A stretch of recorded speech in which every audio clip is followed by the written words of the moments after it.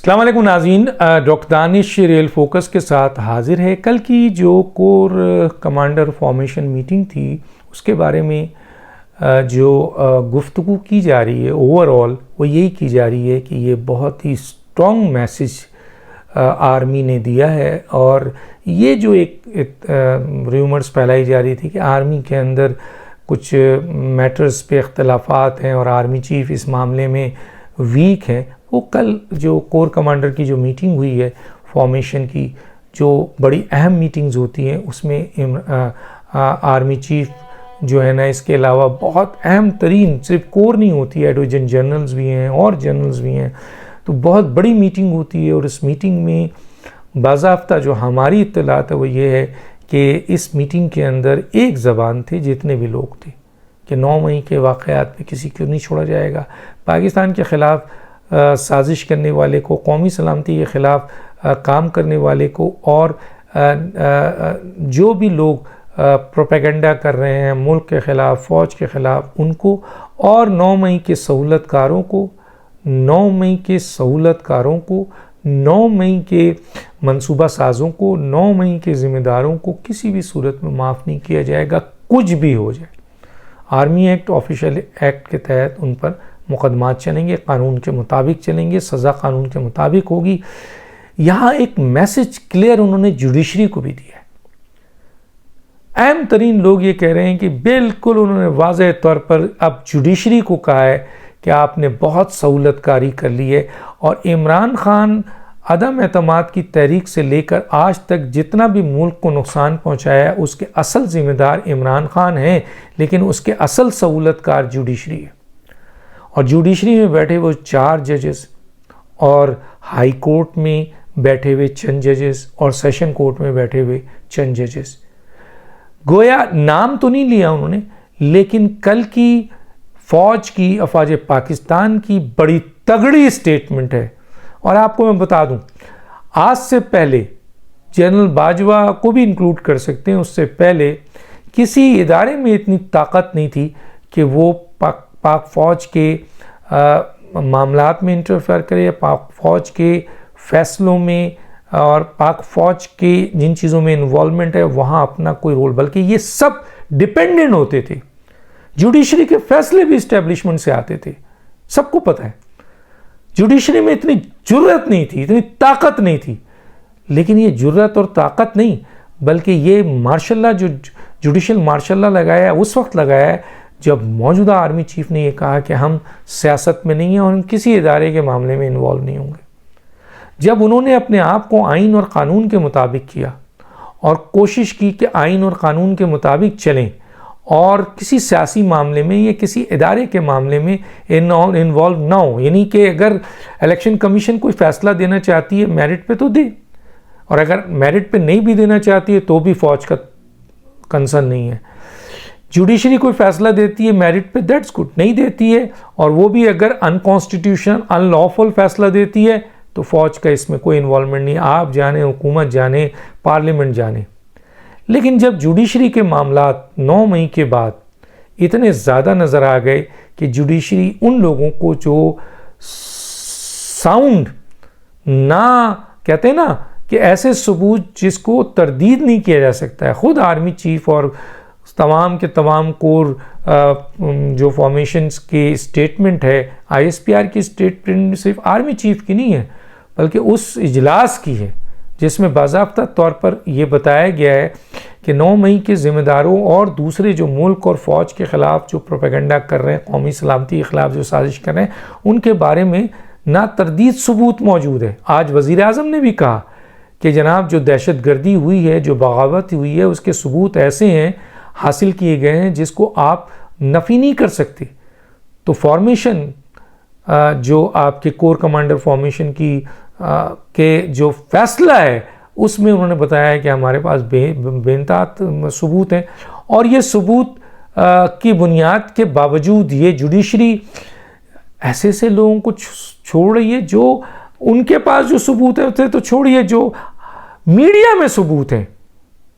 ان کو آپ چھوڑ رہے ہیں، میاں محمود رشید کو چھوڑ رہے ہیں، یاسمین کو راشد کو چھوڑ رہے ہیں، اسی طریقے سے آپ جتنے بھی کلپریٹ ہیں جتنے لوگ ہیں ان کو سب کو چھوڑے جا رہے ہیں، سب کو آپ معاف کر رہے ہیں، ان کو ڈسچارج کر رہے ہیں. یاسمین راشد کو آپ نے ڈسچارج کر دیا. تو اب یہ اس کے لیے تیار نہیں ہے فوج پاکستان.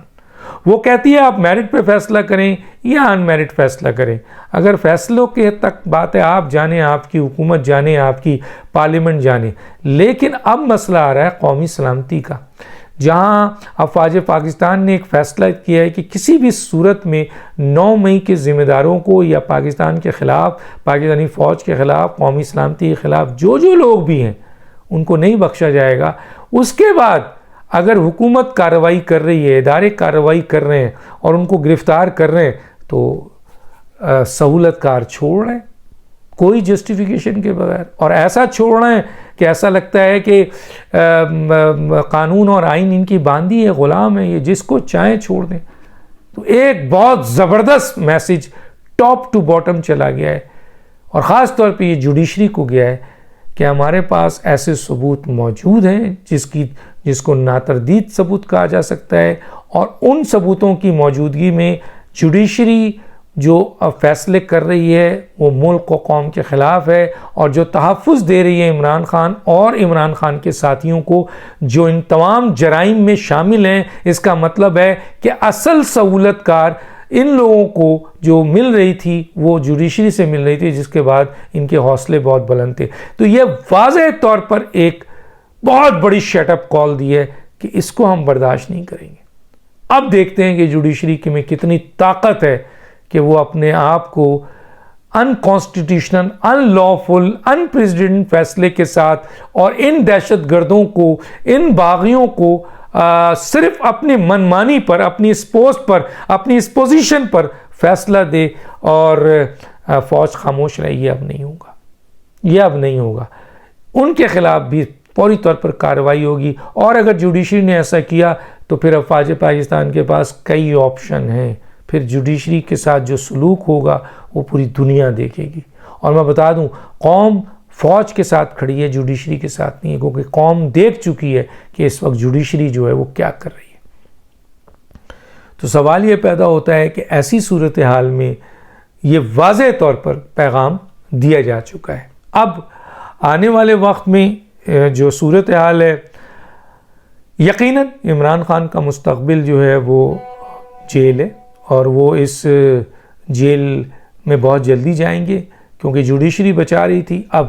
شاید جوڈیشری نہ بچا سکے، اور وہ اپنے آپ کو بچانے میں آ گئے ہیں، اور نااہلیت بھی ہے اور جیل بھی ہے. اور اسی طریقے سے جو ججز ہیں، جو یہ بات قوم میں اسٹیبلش ہو چکی ہے، جو میں آپ بتا رہا ہوں کہ عمران خان کے جو بھی جرائم ہیں ملک کے خلاف، فوج کے خلاف، 9 مئی کا واقعہ، اس میں انٹرنیشنل قوتیں تو شامل ہیں، لیکن عمران خان کو مکمل تحفظ دیا ہے جوڈیشری نے. یہ 4 ججز، اسلام آباد ہائی کورٹ میں چند ججز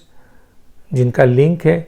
لاہور ہائی کورٹ میں چند ججز، چند سیشن کورٹ کے ججز، اور ان کے خلاف کارروائی تیار ہے. آپ دیکھیے گا یہ واضح طور پر